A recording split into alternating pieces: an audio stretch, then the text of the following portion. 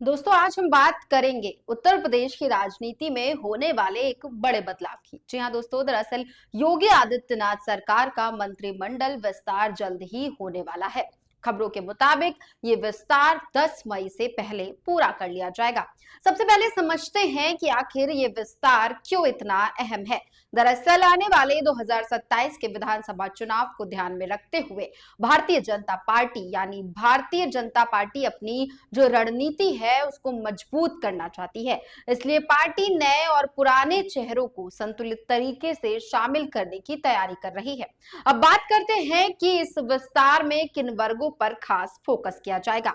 सबसे पहले ब्राह्मण समाज की बात करें तो हाल के कुछ विवादों के कारण इस वर्ग में नाराजगी देखने को मिली है। ऐसे में पार्टी इस नाराजगी को दूर करने के लिए दो नए ब्राह्मण चेहरों को मंत्री बना सकती है। इससे एक संतुलन बनाने की कोशिश होगी। इसके बाद दलित समाज की स्थिति भी काफी महत्वपूर्ण है। 2024 के लोकसभा चुनाव के बाद ये माना जा रहा है कि दलित वर्ग कुछ मुद्दों को लेकर असंतुष्ट है। इसलिए भाजपा इस वर्ग को भी साधने के लिए एक या दो नए दलित नेताओं को मंत्रिमंडल में जगह दे सकती है। इसके साथ ही महिलाओं को लेकर भी पार्टी एक बड़ा संदेश देना चाहती है। अभी योगी सरकार में महिलाओं की संख्या कम है, इसलिए इस बार महिला मंत्रियों की संख्या बढ़ाने की योजना है। इससे महिला वोटर्स को सकारात्मक संदेश देने की कोशिश की जाएगी।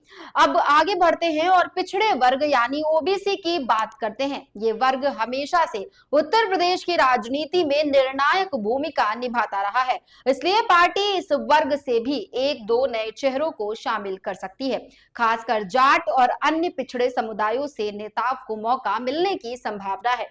इसके अलावा एक और दिलचस्प पहलू ये है कि समाजवादी पार्टी के कुछ बागी नेताओं को भी मंत्री बनाया जा सकता है।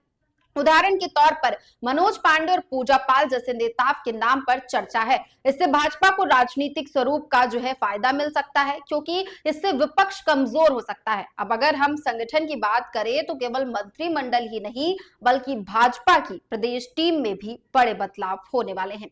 शुरुआत में एक नई लिस्ट तैयार की गई थी, लेकिन अमित शाह ने उसमें बड़े बदलावों पर आपत्ति जताई। इसके बाद नई सूची तैयार की गई है, जिसमें करीब 50% पदाधिकारियों को बदला जा सकता है। यानी साफ है कि पार्टी एक संतुलित और मजबूत टीम बनाना चाहती है, जो आने वाले चुनावों में बेहतर प्रदर्शन कर सके।